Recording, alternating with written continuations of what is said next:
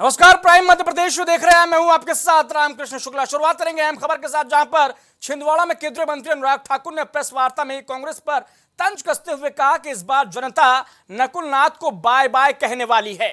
वहीं कोरोना काल से पांडुर्णा के बंद स्टॉपेज को लेकर कहा कि जब आपका सांसद आपकी आवाज ना सुने और आपका सांसद अपनी जुबान बंद रखे तो मौज मस्ती वाला सांसद छोड़कर मोदी का सांसद जिताने का काम कीजिए।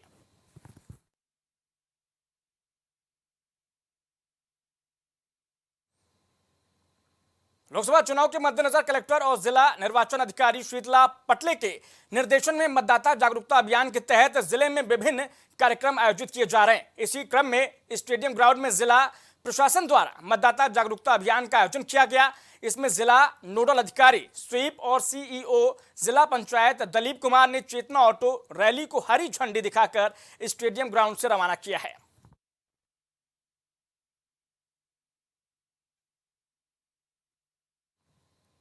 रीवा जिले के सिमरिया विधायक अभय मिश्रा की तबीयत अचानक सुबह बिगड़ गई है, जिन्हें उपचार के लिए संजय गांधी अस्पताल ले जाया गया, जहां डॉक्टर ने उन्हें एडमिट और बेड रेस्ट करने की हिदायत दे दी है। लेकिन सिमरिया विधायक अभय मिश्रा अस्पताल में भर्ती नहीं होना चाहते हैं। उन्होंने कहा कि मुझे भर्ती नहीं होना है, मैं अपने घर पर ही रहूंगा और दवा लूंगा, क्योंकि एक तरफ युद्ध चल रहा है और इधर मैं बेड रेस्ट करूं।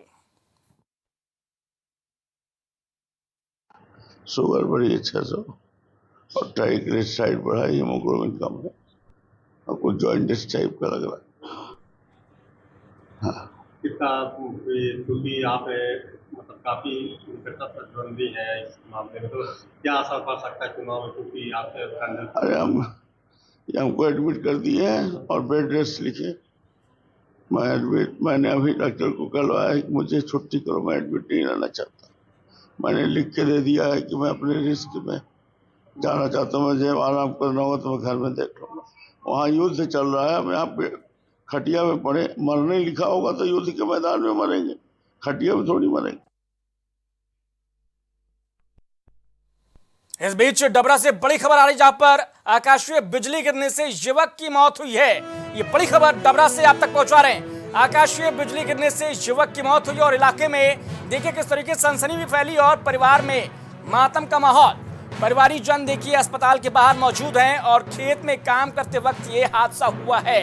युवक को स्वास्थ्य केंद्र में भर्ती कराया गया था, जहां डॉक्टरों ने उसे मृत घोषित कर दिया है। ये बड़ी खबर डबरा से आप तक पहुंचा रहे हैं। आकाशीय बिजली का कहर और एक शख्स मौत के काल के गाल में समा गया है।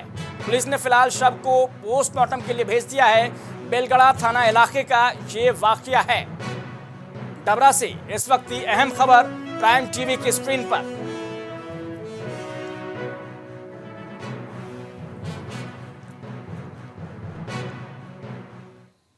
नर्मदापुरम संसदीय इलाके से कांग्रेस प्रत्याशी संजय शर्मा के चुनाव प्रचार को लेकर तेंदुखेड़ा पहुंचे हैं, जहां राज्यसभा सांसद और वरिष्ठ अधिवक्ता विवेक कृष्ण तनखा ने पत्रकारों के सवालों पर अपने जवाब में स्पष्ट किया कि शायद ये प्रजातांत्रिक देश का अंतिम चुनाव होगा और आगे फिर कभी शायद चुनाव हो ही ना, केवल भाजपा ही चुनाव लड़ेगी।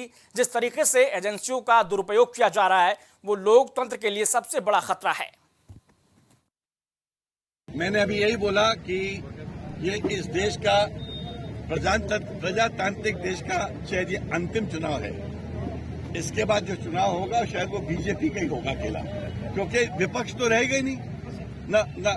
विपक्ष के खाते आप सीज कर लो, उनका पैसा उठा लो, उन पे टैक्स करोड़ों का डाल दो, उनके लीडरों को जेल में बंद कर दो, मीडिया को अपने कब्जे में कर लो, लोगों को डरा दो, एक भय का वातावरण बना दो। एक ही मुद्दा है, डोर टू डोर जाकर जो हमें गारंटी कार्ड को पहुंचाना है। पूरी यूथ कांग्रेस की टीम ये बताने जा रही है कि राहुल गांधी जी की और कांग्रेस पार्टी जी की जो योजना है वो जनता की हित की है, जनता के विकास की है, जो हमारी 5 गारंटी है।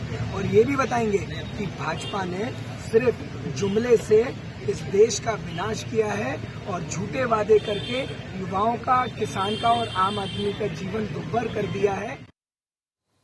सूबे के डिंडोरी में पानी की समस्या से जूझ रहे ग्रामीणों ने चुनाव बहिष्कार का ऐलान किया है। आपको बता दें कि जल जीवन मिशन के अंतर्गत नल जल योजना बीते करीब 6 महीने से बंद पड़ी हुई है। इसकी शिकायत ग्रामीण लगातार अधिकारियों से कर रहे हैं, लेकिन उसके बावजूद आज तक इसका समाधान नहीं हो सका है। लिहाजा अब ग्रामीणों ने चुनाव बहिष्कार का फैसला करते हुए पानी नहीं तो वोट नहीं के नारे लगाए हैं। नहीं कर पा रहे हैं। ये लोग हैंडपम्प हमारे गांव में जो स्थापित हैं उन्हीं से लोगों को पेयजल प्राप्त हो रहा है और जहां भी ऐसे स्थिति आती है तो उसकी कार्य योजना भी तैयार करते हैं उनको भी क्लोरिनेशन करके पेयजल के उपयोग में लाते हैं। साफ़ सफाई भी कर रहे हैं जो ग्राम पंचायतों में कुओं को, उनको भी ग्रीष्म में को उपयोग किया जा रहा है। निस्तार के लिए नदी नालों में जो है जानवर वगैरह के तो किया ही जाता है और पेयजल के लिए हैंडपम्प ज़्यादा अपन लोगों को जो स्थापित हैं उससे ज़्यादा लोग हैंडपम्प से यूज करते हैं। हमारे गांव में जो है तो हम चुनाव की बहिष्कार कर रहे हैं, इसलिए बहिष्कार कर रहे हैं कि हमारे गांव में पानी की काफी विकराल समस्या है, इसलिए और जो पोलिंग नल जल योजना है वो बहुत 6 महीने से ढप पड़ी है। मात्र 2 महीने के लिए पानी चालू हुआ था, इसके बाद फिर वो बंद हो गया है और हम जन सुनवाई में और कलेक्टर के पास भी इसका शिकायत कर चुके हैं और नेताओं के पास भी शिकायत करते हैं, लेकिन किसी ने हमारी सुनती ही नहीं है। तो इसलिए हम लोगों ने ये फैसला किया है सारे ग्रामवासी मिलकर के कि हम लोग जो है तो ये चुनाव को बहिष्कार करते हैं। और जो सर ये ग्राम सोनपुरी गांव है सर, ये पानी की समस्या है अपने यहाँ बहुत ज़्यादा किल्लत पड़ी है। यहाँ लगभग कितना पीढ़ी गुजर चुकी है। अब यहाँ जो नल जल योजना लगा था वो खाली नाम मात्र के लिए लगा है, वो अभी तक जो है तो पानी नहीं मिल पा रही है। यहाँ पानी की समस्या है सर, पानी के लिए तबाही है। आदमी बहुत दूर जाना पड़ता है, कुआं और झीरियन में भी जाना पड़ता है, तो कुएं में भी पर्याप्त पानी नहीं मिल रहा है। बोर तो यहाँ चालू हुआ था पर 4 महीने से बंद है और हम लोग अधिकारियों के पास गए शिकायत करने के लिए, तो वो भी ध्यान नहीं दे रहे हैं, न कोई आ नहीं रहा है यहाँ पर। तो अभी आपने क्या फैसला किया है चुनाव को लेकर? चुनाव के लिए चुनाव बहिष्कार करना चाहते हैं, हम मतदान देने नहीं जाएंगे।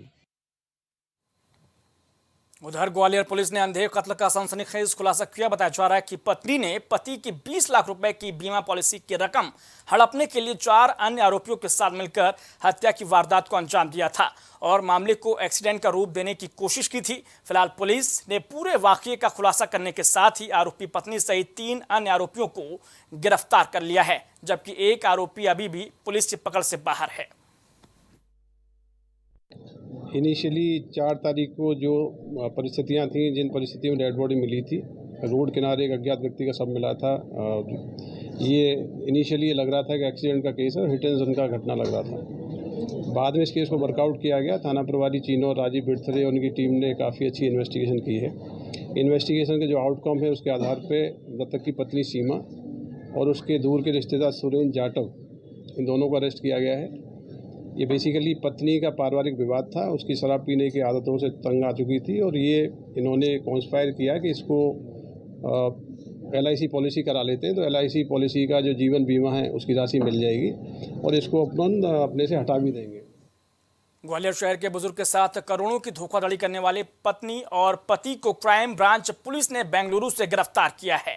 बताया जा रहा है कि इस दंपति ने 2 साल पहले बुजुर्ग के साथ पावर ऑफ अटॉर्नी का गलत तरीके से लाभ उठाते हुए उनके ITC कंपनी के 1.5 करोड़ के शेयर अवैध रूप से बेच दिए थे और उसका पैसा हड़प लिया था और वर्तमान में बेचे गए शेयर की कीमत करीब 3.5 करोड़ रुपए के आसपास बताई जा रही है।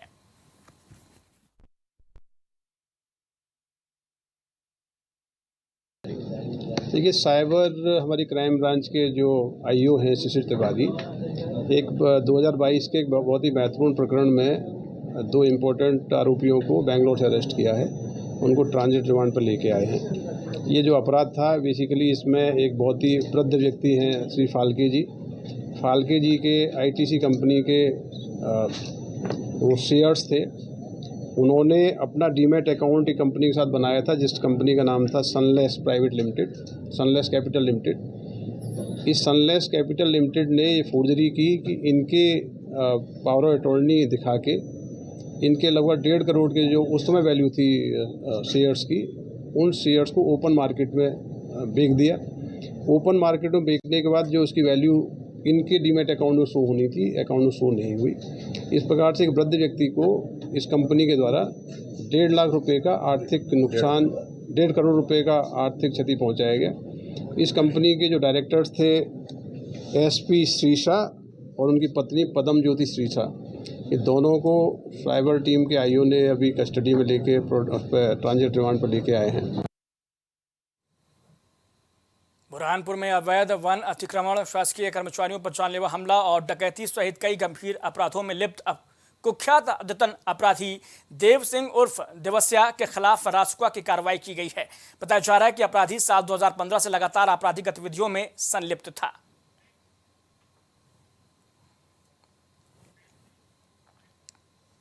भितरवार अनुभाग के करीब 1 दर्जन से ज्यादा गांव में अचानक हुई बारिश से गेहूं की खड़ी फसल को भारी नुकसान हुआ है, जहां असमय बारिश से फसल खराब होने के चलते किसानों के चेहरों पर मायूसी छा गई है और इस बारिश के दौरान खेत में काम कर रहे किसान की आकाशीय बिजली गिरने से मौत भी हो गई है।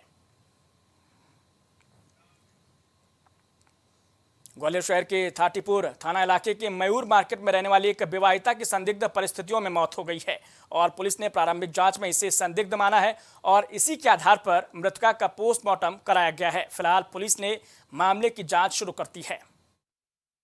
सुबह हमें देर से एक सूचना आई थी, एक महिला चूहे खाने की दवा खाली है और यहाँ एडमिट हुई है, ख़त्म हो गई है। तो उसको हमने मार्केट इंटीमेशन काम करके यहाँ अधिकारियों को भेजा था। तो महिला का भी पीएम हो रहा है और घर वाले जैसा आरोप लगा रहे हैं उसके आधार पर हम जांच करेंगे, जो कार्रवाई हुई वो आगे करेंगे। क्या नाम है महिला? रजनी महिला का नाम। उसकी बॉडी पर कुछ चोटों के निशान भी? अब वो हम डॉक्टर साहब चर्चा करेंगे उसके कैसे निशान है, क्या निशान है। परिजनों का आरोप है कि बहुत वो आगे जाँच का विषय है। मेरी बहन को मार दिया गया गला दबा के, उसे जहर खिलाया। किसने मारा है, क्या नाम है बहन? मेरी बहन का नाम है रजनी नरेश शिवारी ने मारा। टाटीपुर की रहने वाले हैं, 31 मई मार्केट किराने की दुकान है। शादी से के बाद बराबर मारते पीटते थे, कभी घर नहीं आने देते थे न जाने देते थे, नशा पत्ता करते थे लोगों को दोनों टाइम। ग्वालियर में इलाज के दौरान एक युवक की मौत हो जाने पर पुलिस ने झोलाछाप डॉक्टर के खिलाफ केस दर्ज किया है।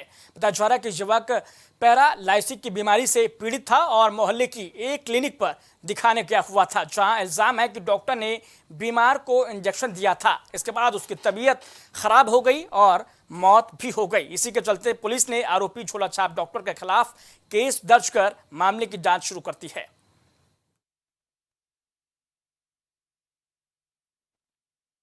पैरालिसिस की प्रॉब्लम थी तो इलाज कराने गए थे। इलाज के दौरान उनको दिन में थोड़ी एक इंजेक्शन लगाया, बोले शाम को और दवाई वगैरह बोतल वगैरह आ जाएगी तो आपको लगा देंगे।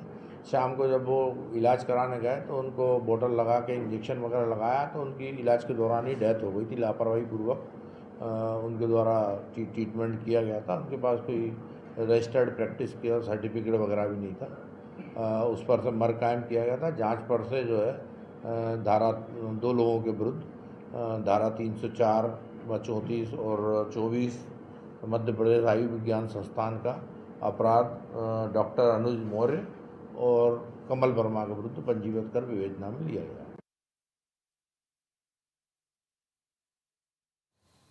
मुरैना में पुलिस को बड़ी कामयाबी हाथ लगी है। बताया जा रहा है कि मुखबिर की सूचना पर पुलिस ने कार्रवाई करते हुए एक महिला शराब तस्कर को गिरफ्तार किया है।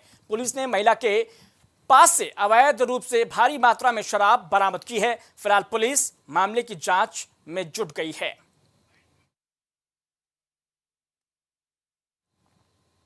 तो इस बुलेटिन में इतना है, लेकिन बने रहिए प्राइम टीवी के साथ। कुछ भाव पुष्प। आप देख रहे हैं प्राइम टीवी, सच साहस सरोकार। हरी कृपा रामबाण तेल इस्तेमाल करने का क्या प्रभाव पड़ा?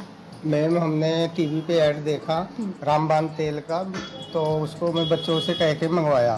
मेरे घुटनों में दर्द काफ़ी देरों से रहती थी। फिर उसको मैं 10-15 दिन इस्तेमाल किया। उसके बाद मेरे को काफ़ी राहत महसूस हुई। कामकाज में भाग दौड़ में मेरा काफ़ी मतलब ठीक ठाक रहा। अब उससे हमको बहुत ज़्यादा राहत है। मैं मार्केटिंग का काम अपने आराम से कर लेता हूँ।